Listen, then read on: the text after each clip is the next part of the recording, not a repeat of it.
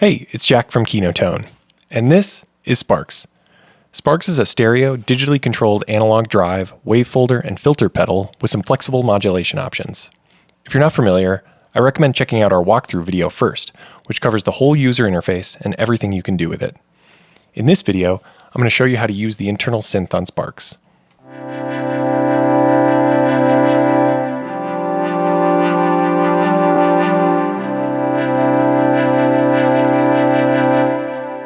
It's a 4-voice hybrid digital analog synth inspired by the SID chip, and it's really this pedal's secret weapon, especially when you pair it with some of the other tools inside Sparks. The synth is a MIDI feature that works by sending MIDI note data. So I'll show you how to get started, and along the way I'll touch on some other topics too, like MIDI clock, sending MIDI CCs, and saving presets with program change messages. All the topics in this video are documented in our online manual, so that's a great resource if you have specific questions. Otherwise, you can connect with us on our forum.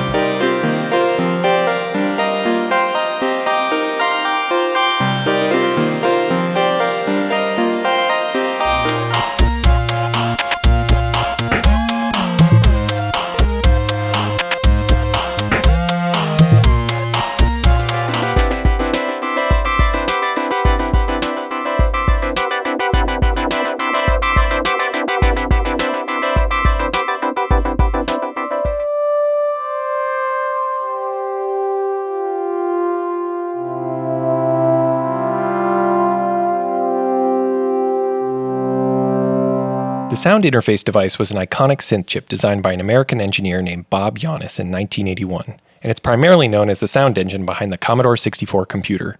There's tons of information and lore out there about the SID chip, so I won't get too in the weeds, but it was famously used in early video game and demo scene music, and its sounds are often super crunchy and lo-fi. Kind of like this.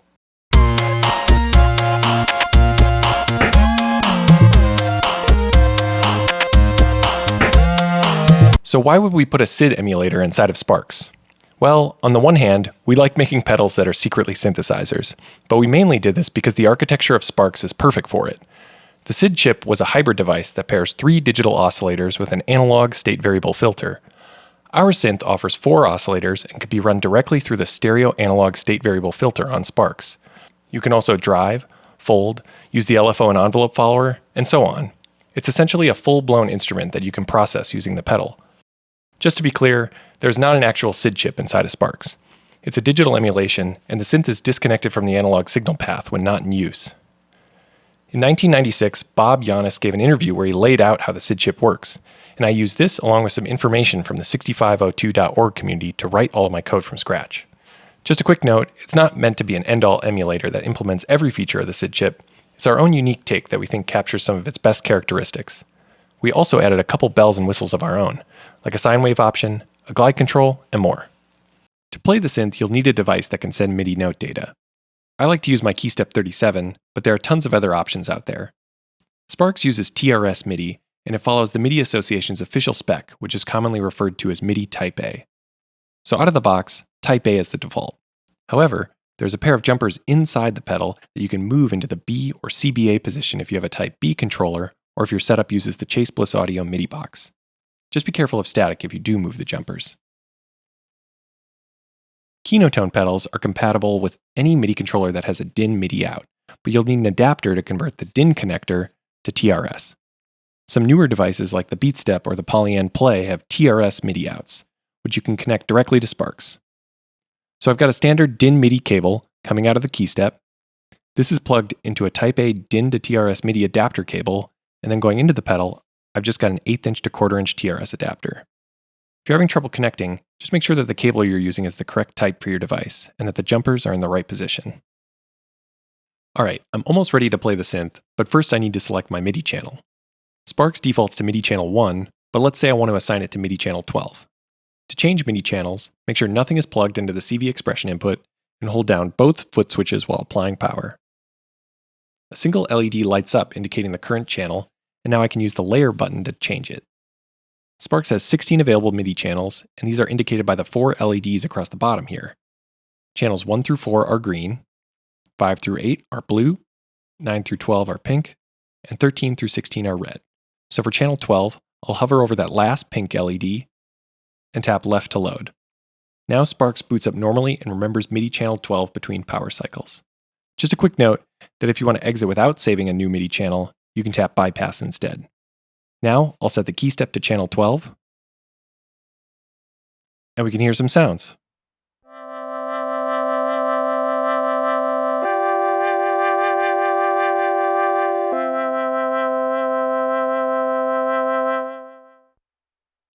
Alright, so let's talk about the synth controls on Sparks. The synth is always there, you just have to trigger it with note data to hear it. If you're using Sparks to process incoming audio, you're normally just toggling between these 2 layers of controls to adjust the settings. To edit the synth controls, I'll hold layer and tap arrange to bring up a hidden third layer. You'll notice all the LEDs turn pink, which shows us that we're editing synth settings. If you want to exit the synth controls, just tap layer. So first, we've got the ADSR envelope controls. A, D, S, R. Attack determines how quickly the notes swell in.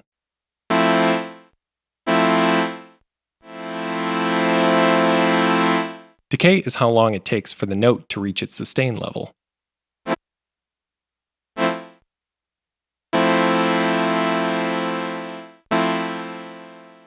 Sustain is the volume held when the note is pressed.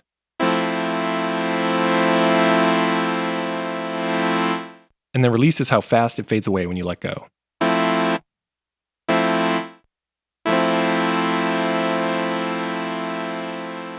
So lots of flexibility. The range button switches between monophonic or 4-voice polyphonic modes.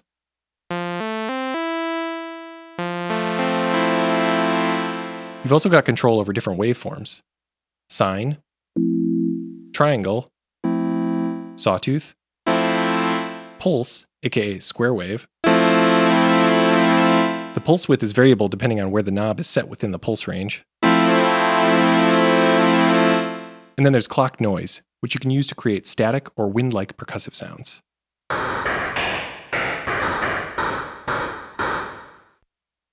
The center knob lets you adjust the bit depth, ranging from 12 bits for a more hi-fi sound, all the way down to 4 bits, which gets pretty crunchy and lo-fi.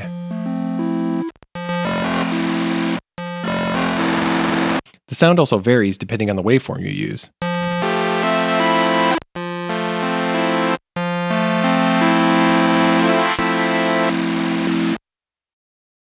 The LFO button offers a few different modulation options, so if you tap the button once, the LED will briefly change color to indicate your current mod option, and then you can keep tapping to change it. A red LED indicates LFO pitch modulation. This setting uses the LFO on Sparks to modulate the pitch of your oscillators. You can use the mod depth knob to adjust the intensity of the effect.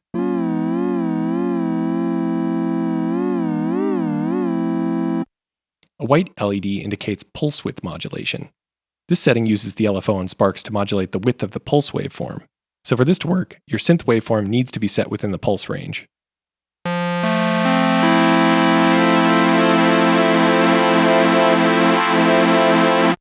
Both of these mod options sound best with slower LFO speeds.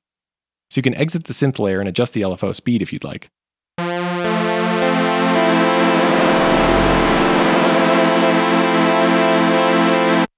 You can also change the LFO waveform.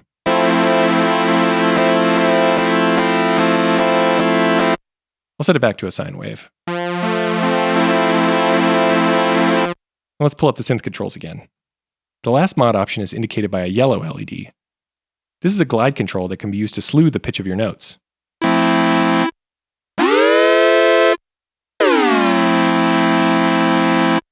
Remember that the mod depth knob works in conjunction with whatever mod option you have selected. If you don't want to hear any modulation, just set the mod depth knob to 0.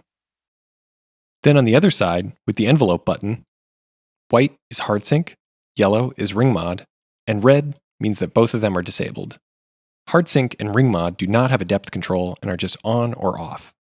Hard sync synchronizes the phase of each oscillator to the phase of an additional oscillator generated a fifth away.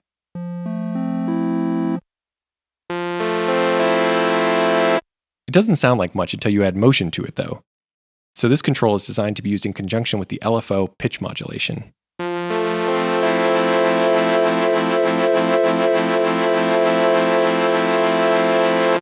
Hard sync also works best with slower LFO speeds.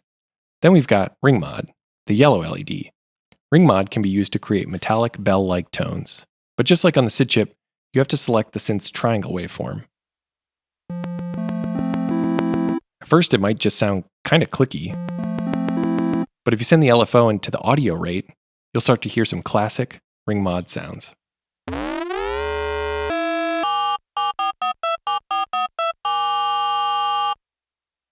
Nice, so those are all the synth controls. You can use them in combination with all the analog tools on Sparks to create some really interesting electronic sounds.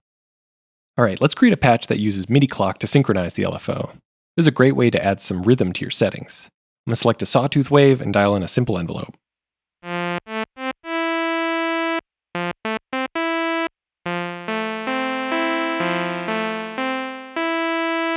Now if I want to, I can use the filter on Sparks to smooth out the oscillator and give it some analog character.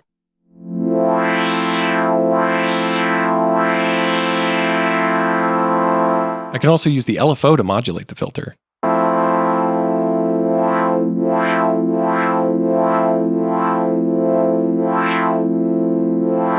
And then I can use the arpeggiator on the key step to sequence a chord. You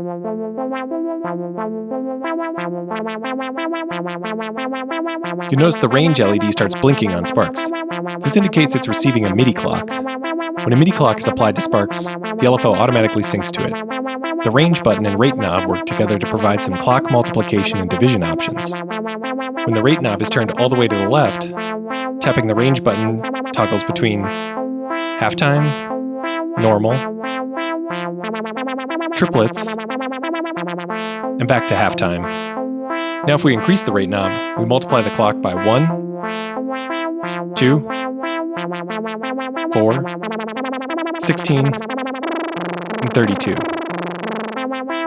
Not only does Sparks track the rate of the MIDI clock, but it tracks the downbeat too. Changing the polarity of the LFO waveform determines whether to emphasize the onbeat or the offbeat.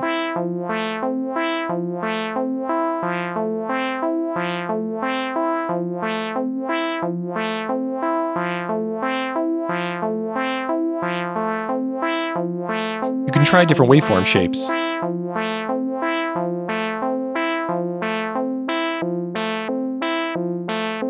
Kind of sounds like magic when you bring in the spin control for some stereo panning.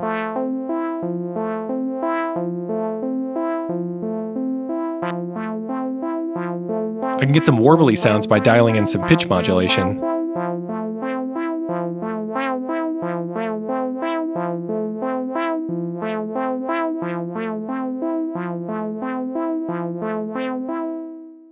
Nice. Just a note too, you don't have to use the synth on Sparks to take advantage of the MIDI clock sync. It's also a great way to create synchronized effects for your guitar or other instrument that stay locked in time with a drum machine or a track in your DAW. Here's an example of what that might sound like.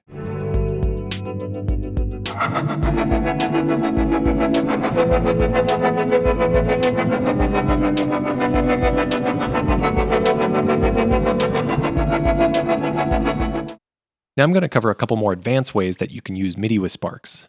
I'm using the Electron Digitakt because it can sequence Sparks' internal synthesizer, send it MIDI clock, and also sequence various MIDI CCs. I don't have anything plugged into Sparks input, but I'm running the output right into the Digitakt. I'm using the external mixer here to monitor the input audio. I have the Digitakt sending Sparks MIDI using the same Type A adapter I use for the key step. So to start, let's hear the drum tracks I prepared. It's a simple beat using some 808 samples. Now, let's control Sparks using one of the MIDI tracks on the Digitakt. Let's use track B, track 10. Sparks is on MIDI channel 12, and I need to have the MIDI track on the same channel. So I press source, then funk, plus the A encoder, and I can set my channel here. Now, if I jump to chromatic mode, I can use the keys to play the synth on Sparks.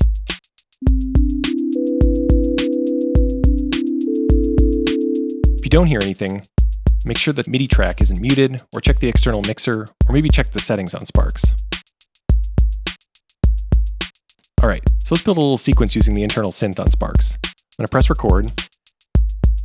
and then select some places in the grid where I want Sparks to play note data.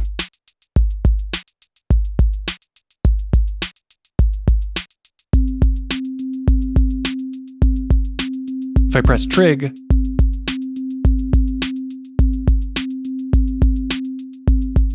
I can add 3 additional notes to the chord, which is perfect for Sparks because it has 4 voices.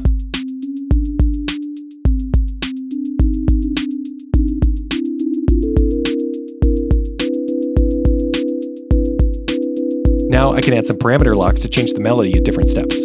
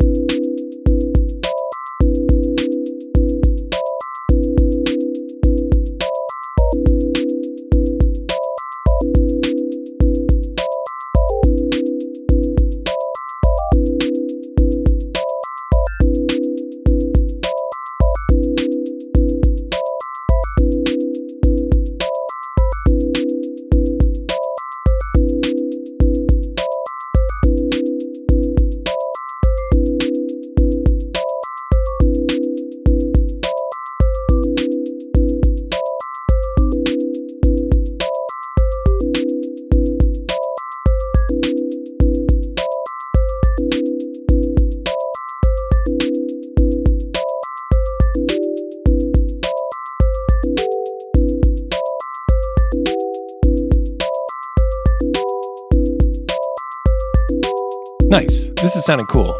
Now I'm going to use the sawtooth LFO on Sparks to create a percussive envelope effect with the filter. We can see here that Sparks is receiving a MIDI clock from the Digitakt, and the LFO is synchronized to it. Now if I click Map and modulate the filter,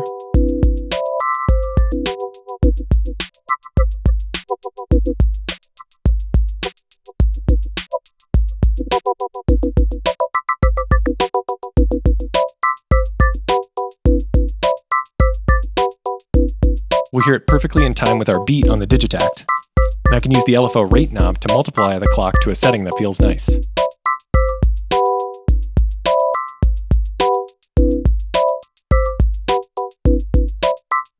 Now one thing that could be cool is if we sequence the LFO rate to add some rhythmic variety to our track. To do this, I can have the Digitakt send Sparks a MIDI CC at a particular step to change the LFO rate. I'll press Amp to select the MIDI CC page, then choose the MIDI CC I want. You'll have to look this up in the Sparks online manual, but I know that the LFO rate CC on Sparks is 35, so I'll set the first slot to that. Then I'll press Filter to get the CC value page, then Funk plus the encoder to enable it. Now I can twist this knob to modulate the rate using the Digitakt.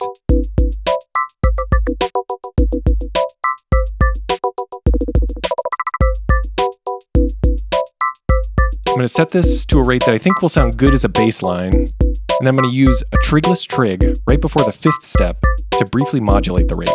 I use a trigless trig because I don't want to trigger a MIDI note on this step, and I place it right before the downbeat. Sparks LFO rate changes on the next downbeat when synced to a MIDI clock, and it does this to stay perfectly synced. So if you send the rate change slightly before the downbeat, it will apply the change on the next downbeat.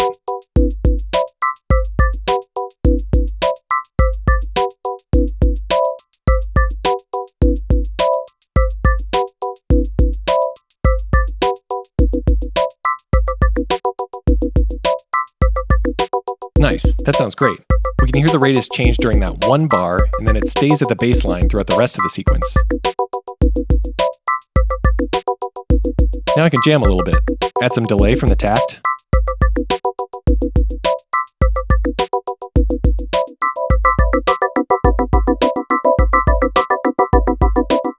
Change the division on Sparks to halftime. Add some spin for some stereo panning.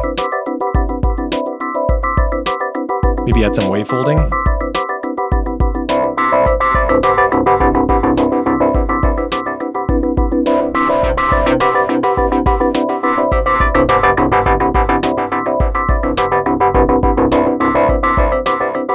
Change the synth waveform to a sawtooth.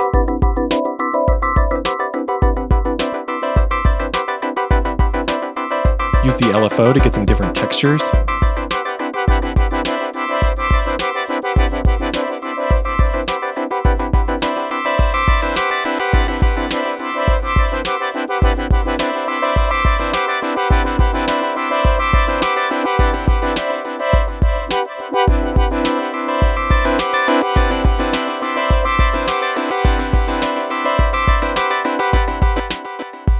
besides the delay and the beat, this is all Sparks.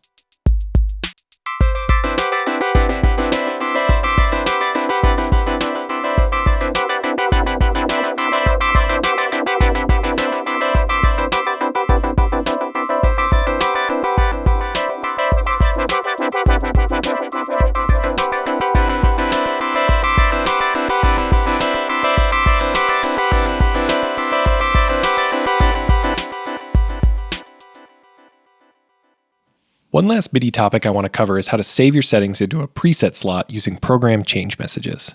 Since this increases the number of presets available to you on Sparks from 6 to 32. Preset slots 1 through 6 are on the pedal itself, and our walkthrough video covers how to load and save presets on the pedal. Slots 7 through 32 can be programmed and recalled by sending program change messages. So I'm going to show you how to do this by saving my current settings on Sparks into a preset using the Digitakt here. How this works varies depending on what device you're using to send PC messages. The Digitakt has some idiosyncrasies, so it might be a little easier with whatever device you use, but I think this will cover the nuances that you might encounter. In Digitakt land, program change messages are indexed starting at 1 instead of 0. They go from 1 all the way to 128. So program change 1 would be your live setting on Sparks, then program changes 2 through 7 would equal preset slots 1 through 6. And PCs 8 through 33 would equal slots 7 through 32.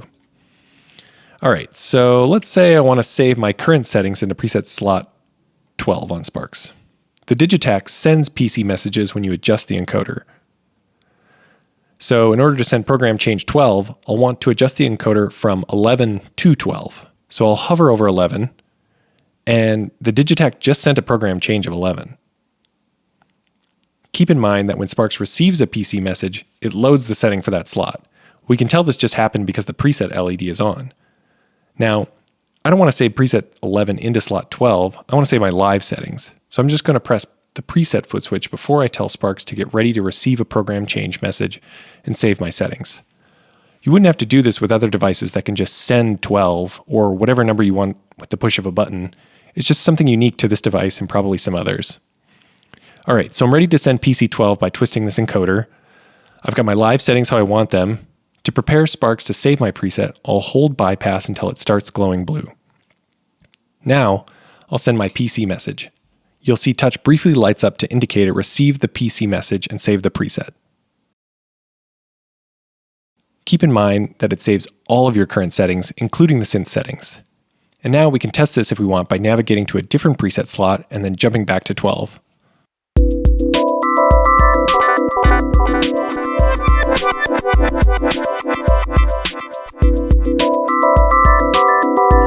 Nice, we hear those settings we just saved. All right, I think that's all for now. Thank you so much for watching. If you enjoyed this video, please subscribe to our channel. We'll try to make more videos like this to help you get the most out of Kino Tone devices.